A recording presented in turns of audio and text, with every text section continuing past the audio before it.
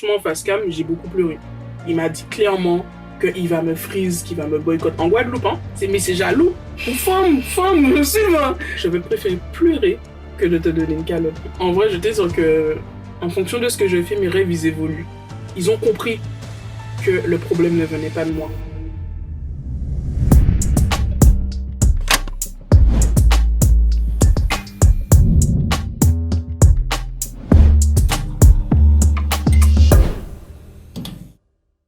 Salut! J'espère que vous allez bien. On a changé de set. C'est dark comme ça. Hein. Ah, moi, j'aime trop. Enfin bref, aujourd'hui, je viens vous présenter une interview que j'ai réalisée il y a quelques mois déjà avec DJ Doubi, la DJ officielle de Chris. Dans cette interview, vous verrez, on va beaucoup parler et sans filtre. On va parler de tout ce qui est santé mentale, dépression, pacte du silence, ce que beaucoup de personnes dans ce milieu ont déjà vécu ou traversé pour certains. Alors vraiment, prenez le temps d'écouter jusqu'au bout parce que je sais que ça peut parler à beaucoup de personnes. Doubi, merci d'avoir accepté cette interview. Merci à toi du coup. Alors je te laisse te présenter pour nos auditeurs qui ne te connaissent pas encore et nous dire un petit peu comment a débuté pour toi ce début dans la musique. Ok, alors salut tout le monde, du coup, moi c'est Doubi.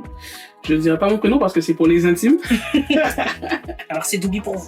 Voilà, Doubi ou Doubinette, mais attention, c'est que pour Chris. Et comment j'ai commencé, du coup, en fait, c'était suite à un décès. Je savais pas trop quoi faire, c'est un parent. Et du coup, la musique m'a un peu aidé à surmonter ça. D'accord. Et j'ai commencé à, on va dire, comme on dit chez nous, choquer le logiciel, c'était Virtual DJ. Essayer 2-3 transitions et au fur et à mesure, c'est venu comme ça et puis voilà quoi. Ok, d'accord, je vois. Et quel a été le moment où tu t'es dit, ok, les platines, c'est mon langage? Je crois vers 17-18 ans, 18 ans je crois. Hein. Vers 18 ans, c'est à ce moment-là que, ouais, ça... Je sais pas, c'est venu tout seul. En même temps, j'y croyais pas trop, en vrai, parce que, tu sais, aux Antilles, dès qu'il s'agit d'un métier artistique, on te dit, ouais, c'est pas un métier, machin, donc j'y croyais pas trop, et après, c'est venu au fur et à mesure, quoi. Ok, d'accord. Et la première fois que t'as mixé devant un vrai public, c'était où, du coup? À 18 ans. Ouais. C'était, je crois 17-18 ans. C'était pour un anniversaire. Ok. Petit bourg, les Faresco, s'ils regardent, ils connaissent. Et c'était le premier mouvement. Et ça t'a fait quelle sensation? Ça m'a fait, je sais pas, ça m'a fait plaisir de voir que les gens ils dansaient sur mon truc, sur mes sons, mes mix quoi, et ça m'a fait plaisir quoi. Comme j'ai dit au début, j'y croyais pas, j'étais ok, bon j'y vais, c'est un petit job, voilà. T'avais la pression? Un petit peu, ouais. Okay. Un petit peu parce que en vrai j'ai appris toute seule. Ok. Donc pour télécharger des sons, etc. J'ai vraiment tout appris toute seule quoi. Ok. D'accord. Donc tu vivais en Guadeloupe et ensuite tu es venu dans l'Hexagone, c'est ça? Ouais, mais pas tout de suite. D'accord. C'est-à-dire que je suis resté depuis ma naissance Guadeloupe. Ok. Et je suis venu en France à l'âge de 24 ans. Ok, d'accord. Donc ça fait pas si longtemps que ça. Je vous laisse faire le calcul, je dirais pas mon âge. Et du coup, je suis venu en France à l'âge de 24 ans. Donc c'était pour reprendre mes études à la base. Ok, d'accord. Et voilà quoi, c'est comme ça que c'est reparti. Et qu'est-ce qui t'a marqué quand t'es arrivé dans l'Hexagone en premier? Soyons honnêtes. La différence de culture. Ok. La différence de culture. Parce que quand t'es en Guadeloupe, désolé pour l'ingé son, tu sais, il y a 3 blancs dans la classe, quoi. Tu sais, on est à 30 élèves, il y a 3 blancs dans la classe. T'arrives en France, il y a 30-40 élèves, on est à 2 noirs dans la classe. Ouais. Ça fait bizarre, tu vois. Tu vois 2 petits points noirs et tout. L'interview va être longue. L'interview va être très très longue. Moi, je vous le dis. C'est la 3e question. D'accord. Ça va, ça a été en vrai. Ok, d'accord. Et du coup, comment s'est passée ton entrée en tant que DJ dans les clubs parisiens comme le Wanderlust ou le Mamakosa? C'était une opportunité inattendue ou il y a eu un vrai travail de fond pour avoir cet objectif des clubs parisiens? C'était un peu des deux. C'est-à-dire que, étant en Guadeloupe, forcément, je me suis construit une communauté. Une communauté entre les soirées, les anniversaires, la télévision aussi, parce que je passais à la télé. Et forcément, j'avais déjà quelque chose en place. Ouais. Je suis pas arrivée non plus sans rien à Paname. Je disais, c'est une amie, elle a démarché Make It Clap Agency. Et quelques temps après, je vois qu'il y a un de leurs DJ qui me suit. Et après, il m'envoie un message et le truc, il est parti comme ça, quoi. Ok, d'accord. Après, c'est quoi? T'as fait des tests? Ils m'ont pas vraiment mis en test. Je pense que j'avais l'impression qu'ils savaient déjà de quoi j'étais capable, très sûrement. Parce que, je pense qu'il y avait du contenu, etc. Donc, ils m'ont mis sur une première soirée et au fur et à mesure, on va dire qu'ils m'ont adopté parce que je suis un petit peu dans l'équipe. Ouais. Et après, Make It Clap Agency, il faut savoir qu'ils ont une très grosse communauté. Donc, beaucoup d'abonnés sur les réseaux et forcément, de fil en aiguille, ça m'a apporté d'autres soirées, etc. Je crois que j'ai fait aussi la Wheel of Tubana une seule fois. Ok. C'était via un pote qui travaillait avec eux et de fil en aiguille. Et puis, comme on dit, ce travail de fond, le travail des réseaux. Hein. Est-ce que par rapport aux Antilles, la première fois en tout cas que tu as mixé là-bas, ici, tu avais beaucoup plus la pression en termes techniques, en termes de satisfaire le public, enfin la clientèle, ou pas du tout? Un petit peu au début, mais c'était très léger. Okay. Finalement, non. Hein. Non, parce que il faut savoir qu'ici, les gens, ils dansent surtout et assez facilement. Et ça m'a surprise parce que, comme vous le savez, le public entier est très compliqué. Et en vrai, quand t'es un DJ que tu viens des Antilles, une fois que t'arrives en France, c'est limite facile en fait pour toi. Et justement, parce que peut-être que vous ne le savez pas, mais DJ Doubi est le DJ officiel de Chris, d'accord? Donc big up à Chris qui nous regarde. Même avec la Chris again. Voilà, big up à toi si tu nous regardes. Et être DJ du coup d'un artiste officiel et en plus du coup de chez toi, est-ce que ça a changé ton parcours? Est-ce que ça a changé ta vision? Déjà, ça m'a donné plus de crédibilité. Ça c'est un truc qui est sûr et certain parce que quand tu dis que t'es le DJ d'un artiste, là les gens, je pense qu'ils te prennent beaucoup plus au sérieux. Ils se disent ok, si cet artiste a travaillé avec cette personne-là, c'est que il y a quelque chose.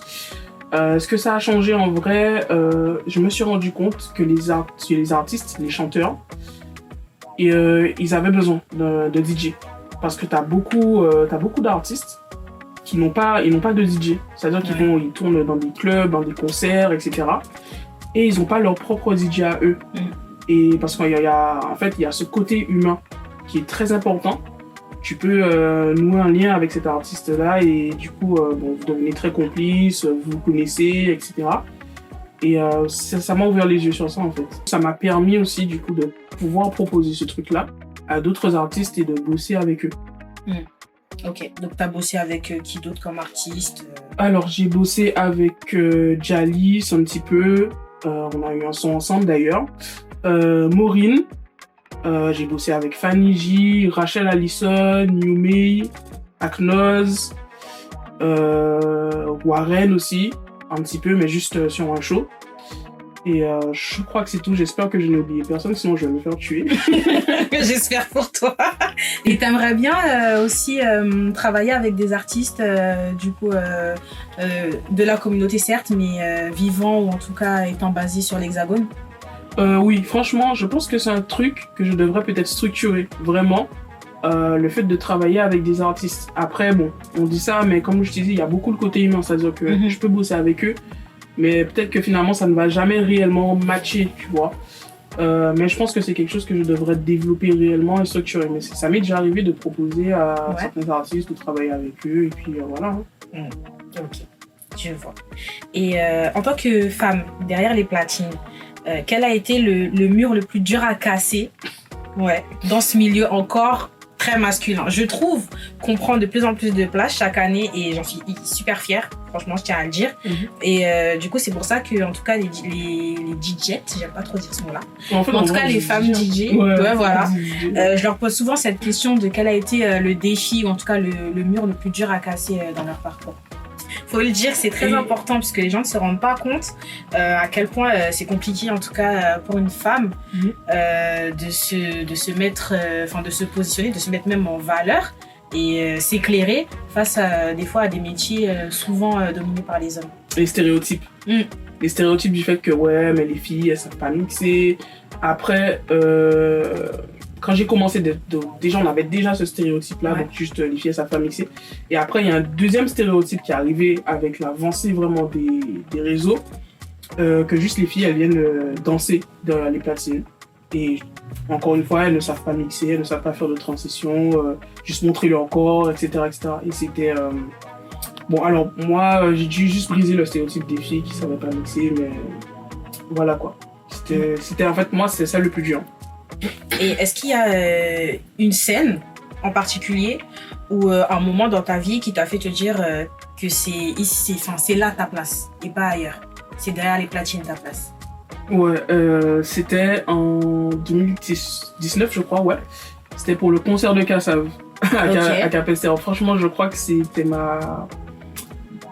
c'était, on va dire, ma première très grosse scène avec Chris en première partie. Et j'avais chaud. Franchement, je stressais de malade. Parce que c'est Kassav, quoi. Bah oui, attention, donc, quand en fait, même.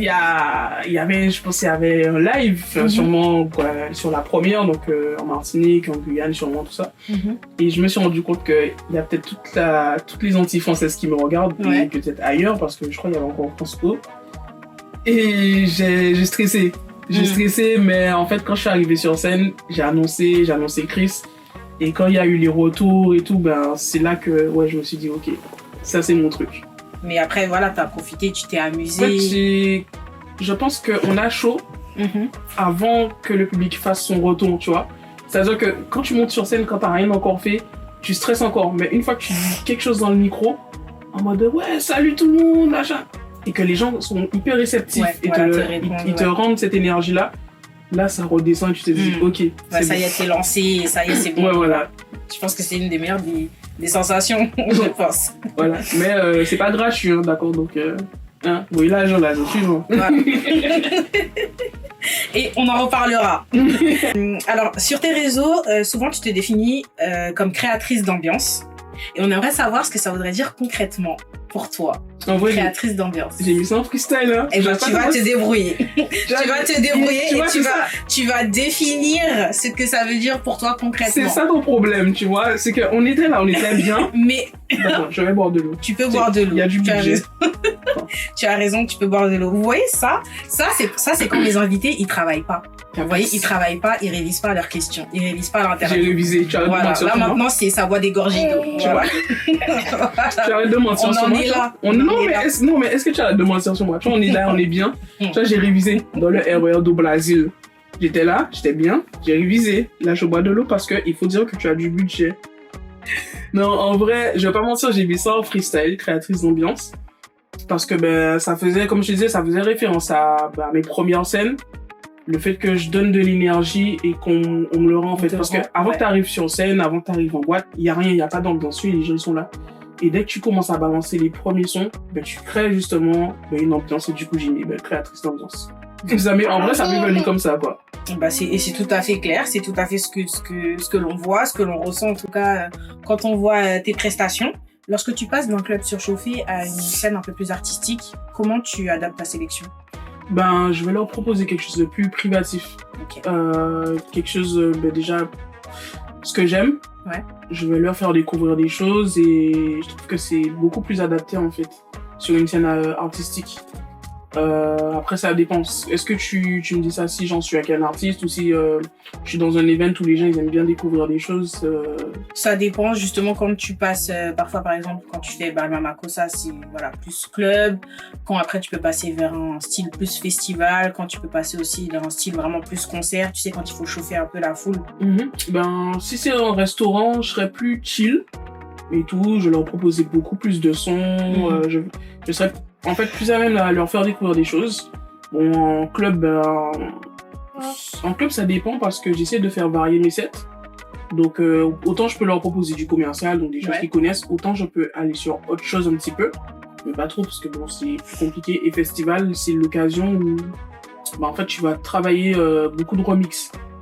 Okay. Donc tu vas justement faire un mix des deux où tu vas leur faire découvrir des choses et en même temps leur proposer un peu de commercial, etc. Ok, d'accord. Récemment, j'ai vu que tu partageais de plus en plus ton quotidien et surtout du coup tes réalités en tant que DJ, en tant que même femme DJ. Et j'aimerais savoir un peu ce qui t'a poussé en tout cas à du coup ouvrir cette porte sur les réseaux sociaux. En fait, il faut savoir qu'en tant que DJ, il y a beaucoup de trucs qui nous arrivent dans le monde de la nuit, dans le monde de l'événementiel, même dans la vie de tous les jours en soi. Déjà, ce qui m'a poussé, c'est que j'ai un collègue et tout, j'ai vu sur TikTok, il a commencé à faire des petites vidéos où il parlait de pas mal de choses. Et je me suis dit, ouais, pourquoi pas. Pourquoi pas, et j'ai commencé du coup à en faire quelques-unes. Bon, tout en restant soft, sans nommer de nom, parce que bon, le but, c'est pas d'attiser la haine. Oui, bien sûr. J'ai commencé avec l'histoire de mon contrôleur volé à Lyon, par exemple. Bon, j'ai dû faire en 3 parties parce que c'était assez long. Après, j'ai fait une vidéo où je disais aux gens d'arrêter de mettre le zouk, par exemple, à une certaine heure, hein, à la fin, par exemple, pour pas chasser les gens. Parce qu'il faut savoir que quand je suis arrivé en France, étant donné que, bon, comme tous les styles musicaux, parce que c'est un peu une mode, et c'est une mode, du moins, ça tourne, on va dire. En fait, à un moment, le zouk, c'était... Je dirais pas que c'était mort, mais voilà, ça stagnait. Ouais, et en fait, c'était un style où, du coup, les organisateurs disaient, bon, mets du zouk à la fin, pour faire partir les gens. Et moi, ça m'a choqué parce que, du coup, tu me demandes ce qui m'avait choqué en arrivant en France. Moi, ça m'a choqué. Je me suis dit, mais...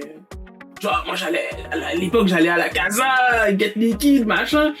Et il y avait au moins 2 sessions zouk. Ouais, c'était pas même 3, en fait. On avait 2 sessions bouillon, grosse session dancehall, world music et 2 sessions zouk. Et à la fin, bon, effectivement, zouk rétro, même si Tati Joss n'aime pas qu'on dise zouk rétro, mais voilà. Elle n'aime pas qu'on dise ça, c'est vrai. Ouais, Désolée, Tati. Mais voilà, voilà, le zouk rétro, on va dire, pour justement là. Et même ça, les gens ils partaient pas. On mettait des gros classiques zouk.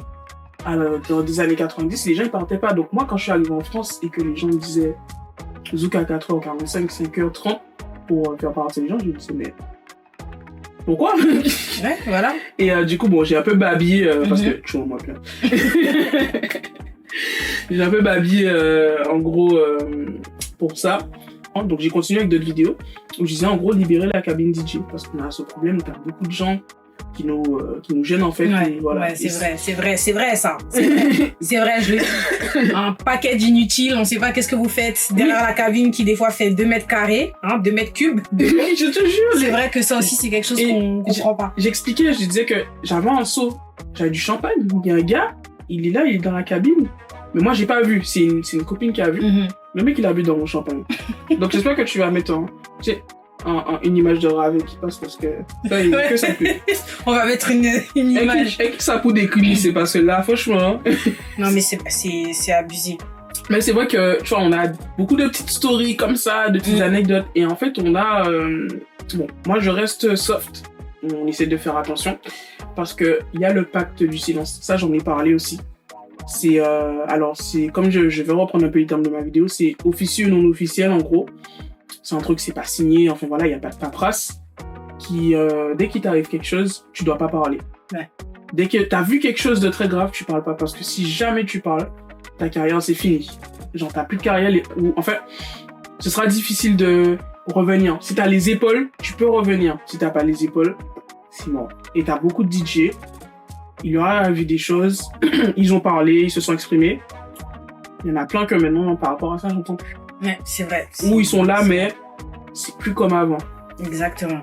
Moi, je sais que par expérience, du coup, mon partenaire, et c'est de là que du coup, l'idée de YCTV est venue. C'est ce qui s'est passé. Et comme il a expliqué, il a eu il appelle ça un freeze, en fait. Donc voilà, on a décidé que voilà, vu que t'as parlé, t'en as trop dit, un tel ne répond plus, un tel ne décroche plus, t'as plus de booking là, etc. et tout. Et psychologiquement, ça a été vraiment hyper dur, même mentalement, même en fait dans tout, même en termes de DJing, enfin même ouvrir son Mac, enfin ça le rendait même avoir les mains qui tremblaient et tout parce que il savait plus, enfin il était perdu en tout cas dans ce milieu-là, à savoir qu'est-ce qu'il voulait faire, qu'est-ce qu'il voulait pas faire, est-ce qu'il aime encore faire ça et tout. Donc ouais, c'est vrai, c'est vraiment un point super important. Je sais pas comment le développer, faut que ça change, faut que ça bouge, surtout si on veut évoluer, enfin si on veut que les DJ et surtout de notre communauté évoluent, mais c'est vrai que ça reste encore à l'heure d'aujourd'hui un vrai problème ce système. C'est vrai que moi, je vais pas mentir, je dis franchement face cam, j'ai beaucoup pleuré. On n'est plus amis actuellement malheureusement, les choses de la vie vous connaissez, mais j'ai un ancien pote DJ, il m'a vu, il m'a entendu pleurer, j'ai beaucoup pleuré parce que j'allais sur des prestats.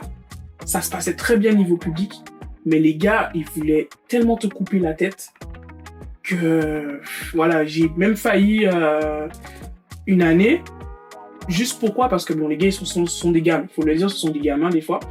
Ils vont se reconnaître, de toute façon. Ils vont se reconnaître. Et moi, maintenant, j'ai même plus peur de parler parce que, frérot, tu vas faire quoi par parler, en fait? Parce qu'en fait, les organisateurs, ils ont compris que le problème ne venait pas de moi. Parce que jusqu'à ils allaient voir des organisateurs pour leur dire « Ah, je vais pas mixer avec elle. » Mais pourquoi? Et quand les organisateurs, ils ont compris ça, il y a des choses qui se sont débloquées pour moi. Jusqu'à un moment, j'ai failli me battre avec un DJ. En fait, ça a été très loin. Il y a une anecdote. J'étais sur un event, c'est ce qu'on appelle la Romfest. Ok. La Romfest. Et bon, ça, c'est pas le combat avec le DJ, mais voilà, ça, c'est autre chose. Et en fait, les gars, ils sont tellement rageux. Il faut savoir qu'il y a un DJ qui était avec moi. On a eu une pseudo-embrouille. Pourquoi? Parce que je lui avais dit, mais très gentiment en plus, hein. Ouais, frérot, t'as mixé longtemps. Je l'ai mixé un petit peu plus. Mais je lui ai dit ça gentiment, hein. Oui. Le gars, il a mal pris. Ça, et le gars s'est énervé. Il m'a dit clairement qu'il va me freeze, qu'il va me boycotter. En Guadeloupe, hein. Okay. Mais malheureusement pour lui, ça n'a pas fonctionné. Donc, quelques temps après, on se retrouve ensemble sur un event. Il va voir l'organisateur. Il lui dit, ouais, je vais pas mixer avec elle. L'organisateur lui a dit quoi? Fais ton choix. Comme ça. Et en fait, il a tourné en rond dans le magasin, ce qu'on m'a raconté. Il a babillé, machin. Il lui a dit non, mais fais ton choix, parce qu'il y a d'autres gens qui veulent mixer à la Romfest. Donc fais ton choix. Donc, il est resté. On arrive à la Romfest. Et tout. Donc, il mixe avec un DJ. Les gars, ils font ping-pong entre eux. Je suis avec un frérot. Il nous laisse pas mixer, machin, parce qu'on était à 4-5 DJ. À un moment, il y a... Alors, faut savoir que c'est ma sœur. Juliette qui me servait d'agent quand j'étais en Guadeloupe, parce qu'elle était dans le monde de l'événementiel. Elle va voir l'organe, elle lui dit ouais mais moi j'ai pas entendu un tel et tel mixer, j'ai pas entendu ma soeur mixer.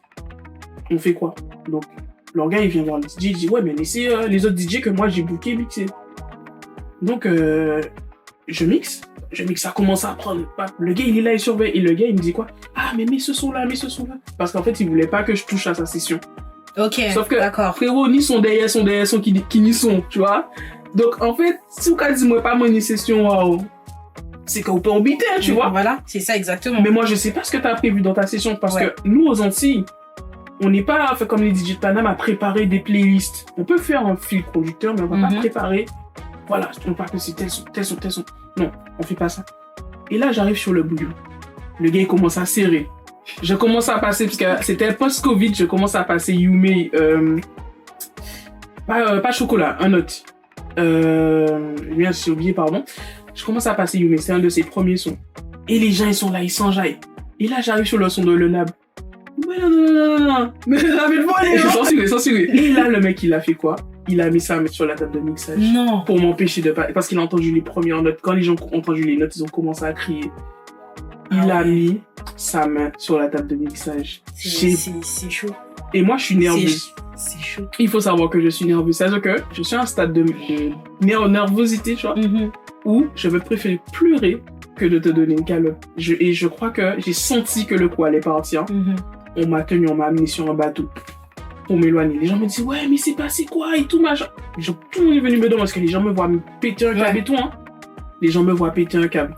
Et je crois que jusqu'à l'heure d'aujourd'hui, je crois dernièrement quand on m'a dit ouais, il parlait de ça, de ce qui m'arrivait parce qu'ils trouvaient que c'était grave en fait. Et pourtant ça fait déjà 4-5 ans. Mais bien sûr que c'est gravement. En fait, c'est des comportements, tu vois, en fait, on peut même pas dire que c'est choquant parce qu'on sait que c'est des comportements qui arrivent dans ce milieu, mais c'est désolant en fait. C'est désolant de voir cette jalousie, enfin voilà quoi. C'est vrai que dans ce milieu-là, surtout, après je parle pour nous, notre communauté, vous êtes nombreux. Mais vous êtes nombreux surtout à avoir du talent.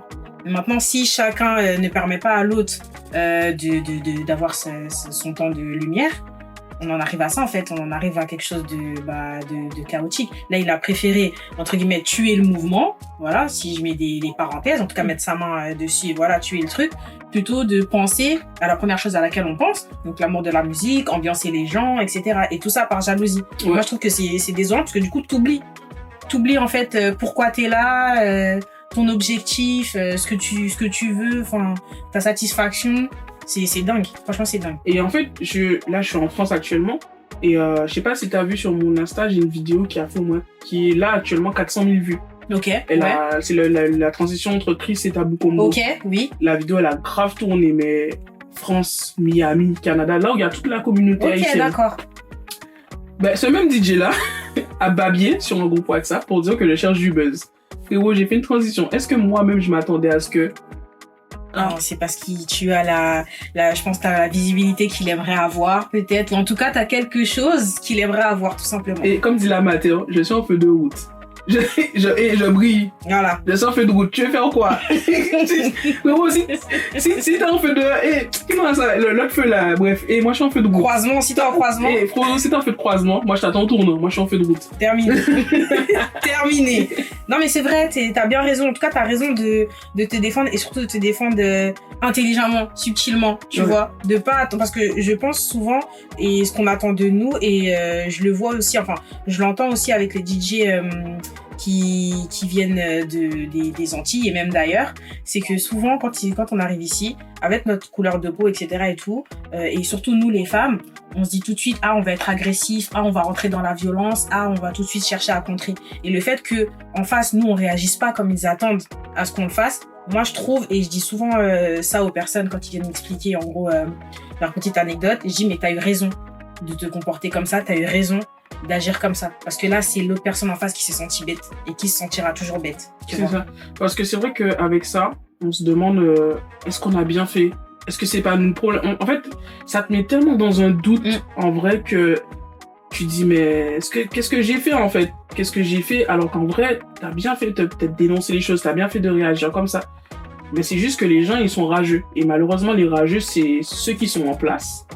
Et en fait, qui te mettent comme ça des bâtons dans les roues. Mais ça, par exemple, je ne veux pas mixer avec elle. Des situations un petit peu comme ça. Bon, l'histoire de la table de mixage et tout. Bon, ça, c'était la première fois où le DJ qui a failli se battre avec moi. Enfin, on a failli se battre en tout cas. Parce que bon, ça, pour l'instant, c'était que du blabla par en bouche. C'est parce que c'est de la jalousie. C'est de la jalousie. C'est parce que peut-être j'ai même eu des histoires avec des DJ. Histoire à femme. Mais c'est jaloux. Femme, je sais. Donc, ça va loin parce que, alors que moi, quand je viens avec mes copines en soirée, si tu veux check ma pote, vas-y. Donc, t'as beaucoup de trucs comme ça qui se passent, en fait, entre DJ, parce qu'ils sont en groupe, parce que ci, parce que ça. Et franchement, comme je te dis, moi, des fois, je passais des soirées où le public, les gens, ils m'envoyaient des messages, des snaps, des ça, en mode, ouais, t'as trop bien mixé. Mais je rentrais chez moi, je pleurais. C'est ça qui est dingue. C'est vraiment ça qui est dingue. Et quand je racontais ça, mais j'avais juste ma soeur qui me croyait parce qu'elle savait comment ça se passait. Bon, quelques copines, mais des gens qui me disaient, ouais, mais non, mais t'es folle, machin. J'ai dit, mais les gars, ça va loin, vous vous rendez même pas compte. Ça va loin, alors qu'en vrai, j'avais raison, quoi. C'est dingue. Franchement, c'est dingue. Mais en tout cas, tant mieux si t'arrives à rester concentré en tout cas sur tes objectifs et sur ce que tu veux. Ouais, en tout cas, qu'ils n'ont pas réussi à te concentrer. Franchement, faut avoir les épaules. Mais tu les as. Tu les as, les épaules. Tu les as. Et dans tes rêves les plus fous, quel lieu ou quel public t'aimerais ambiancer un jour? En vrai, je te dis que en fonction de ce que je fais, mes rêves, ils évoluent. Ok. C'est-à-dire que dès que je fais quelque chose, par exemple, moi, mon rêve, c'était au début, Cassave. Ouais. On va dire que c'était un rêve auquel je m'y attendais pas. Je me disais, ouais, si je fais une grosse scène comme ça, ok, que c'est arrivé. Donc, du coup, donc, on passe au rêve suivant, tu vois. Ouais, c'est ça. On passe au rêve suivant. Et là, je dirais pour l'instant Afro Nation. Okay. Ça, j'aurais aimé Yardland, Afro Nation. Ouais. Donc, Yardland, si vous m'entendez. Hein. Si vous entendez, voilà. Yardland, Afro Nation, voilà. Voilà, mais en tout cas, que ça reste sur le public afro-caribéen en majorité. Ça, j'aurais aimé parce que j'aime bien faire danser les miens, tu vois. Je suis un peu chauvin, j'aime bien faire danser les miens et je trouve que c'est bien ça. Ok, d'accord. Et comment tu vois la place de la femme évoluer dans le DJing dans les prochaines années? En fait, honnêtement, je sais pas parce que je trouve que déjà maintenant on évolue bien en vrai. Ouais, je trouve aussi. En vrai, moi je trouve qu'on évolue déjà bien. Je dirais alors je pourrais te dire aux Antilles, que ce soit comme en fait en France ou même au States, je sais pas comment ça se passe, mais que ce soit en tout cas déjà comme en France. En fait aux Antilles, j'aimerais que les filles soient beaucoup plus bookées, qu'elles soient pas peut-être placées en warm-up ou en fin de soirée, que sur des festivals, qu'elles soient pas forcément à 14h, où il y a personne, le soleil chaud, machin, tu connais. Que ce soit comme à Paname en fait, qu'on soit respecté, qu'on ait des vrais créneaux, il y a du monde, et qu'on soit pas juste là pour boucher un trou, etc. Qui est plus en fait en tout cas de filles sur les flyers, parce que ça, je trouve qu'il en manque beaucoup en fait aux Antilles, et ça j'en ai parlé aussi. Ouais, c'est ce que je nous souhaite et ce que je souhaite à toutes les femmes DJ qui veulent continuer dans cette activité et continuer dans cette passion. C'est super important. Et parlons de toi, Doubi, de tes petites habitudes ou de tes petits quotidiens. On aimerait savoir quel rituel avant un show ou alors une routine t'aide à garder un mental et l'équilibre surtout. J'allais faire une blague, mais j'ai dit non, ça y est. Ça y est, j'arrête de t'embêter. Alors, en vrai, le sport. Ok, d'accord. Le sport, alors, je suis un peu une sportive feignante. Moi, le truc qui me manque, c'est l'alimentation. J'ai beaucoup de physique. J'ai une bonne condition physique et alors, il faut savoir que je fais de la Muay Thai. Ok. Et c'est ça, en fait, même avant une presta, c'est-à-dire que si je te dis, je mixe vendredi à la Wonder, à 23h, à 18h30, je suis au sport. Ouais, d'accord. Et c'est ça qui m'aide quand j'ai une scène. Faut savoir que bon, les scènes, ça demande beaucoup de cardio et tout. Parce que je saute dans tous les sens, machin. Bon, je pense que t'as vu sur mes réseaux. Ouais. Je suis quelqu'un, je bouge beaucoup parce qu'il faut que je donne tout ce que j'ai au public. Donc forcément, faut préparer ça. Donc c'est vraiment, en vrai, c'est vraiment le sport. C'est ça qui m'aide à garder le cap. Ok, d'accord. Et si une jeune femme voudrait se lancer au jour d'aujourd'hui dans le DJing, quel conseil essentiel tu lui donnerais pour qu'elle évite certains pièges du milieu? Et bon Dieu, ça, brûler. Brûler. Je sais pas, parce que moi je dis que des fois, faut savoir tomber dans les pièges pour faire sa propre expérience. Parce que peut-être que mon expérience ne sera pas celle d'une autre DJ en fait à en devenir. Parce que entre quand je suis arrivée et peut-être quand elle arrivera, les choses auront évolué. Mais la seule chose que je peux lui dire, c'est garde le cap en fait. Garde ta tête sur les épaules. Change pas en fait. Reste humble. C'est très très très important parce que ça, mais c'est une qualité que j'ai chez moi. Je suis très humble. Les gens me disent ouais, t'as fait beaucoup de trucs et pourtant en fait reste humble. Sois toi-même et ne t'occupe pas de ce que les gens vont raconter. En gros, de ce que les gens vont dire, de rumeurs, des ci, des ça. T'as pas besoin de parler beaucoup, juste montre ce que tu sais faire. Tout simplement. Et pas fais-toi feeling, souvent. Tout simplement. Voilà. Alors, Doubi, est-ce que tu aurais des actus à nous faire partager, des prochains shows peut-être, des projets, des mix? En vrai, déjà, retrouvez-moi sur la tournée de Chris, Antilles-Guyane, Paris. Sinon, je travaille beaucoup avec Odessa Studio, donc Bimax et Dark. Donc peut-être qu'on fera quelque chose prochainement. À voir. Et sinon, allez stream, cherchez DJ Doubi, Spotify, Apple Music. En vrai, vous allez trouver, parce que comme j'ai dit, il y a quelques temps, j'ai fait un son avec Jalice. Donc boostez le son, faites-le monter, c'est important, quoi. Donc voilà, on compte sur vous. Et où est-ce qu'on peut te retrouver, Doubi, sur les réseaux sociaux, si on veut suivre justement toutes ces actus? Du coup, DJ Doubi, partout. DJ-D-O-U-B-I, je suis obligé de dire parce qu'il y a des gens qui arrivent quand même à écrire Doubi. Avec un Y, deux O, alors qu'en fait, c'est marqué en gros, gras. Voilà, donc, faire compliqué alors que c'est simple. Voilà, donc DJ Doubi, DJ-D-O-U-B-I, partout, Snap, Insta, TikTok, pas Twitter parce que c'est vrai que je raconte trop de bêtises. Donc allez pas sur... n'allez pas. Pas vine. Et si tu devais laisser une dernière vibe, un dernier petit mot à ceux qui t'écoutent, ce serait quoi? Je vous aime. Voilà, le public, je vous aime. Et, voilà, que du love. Voilà. Je vous envoie que du love. Merci de m'accompagner. Merci à ceux qui sont là. Et voilà, quoi. Et je te remercie beaucoup, Doubi, pour cette interview. Merci d'être venu à YCTV. Et quant à vous, mes auditeurs, je vous dis à très bientôt. Ça rappelle encore une fois que c'est super important de prendre soin de soi déjà et surtout de sa santé mentale. En tout cas, j'espère que ça vous a plu. Si jamais c'est le cas, n'hésitez pas à partager, à commenter et à en parler autour de vous. Sinon, c'était la fin de cet épisode, donc je vous dis à jeudi prochain. Et d'ici là, prenez soin de vous.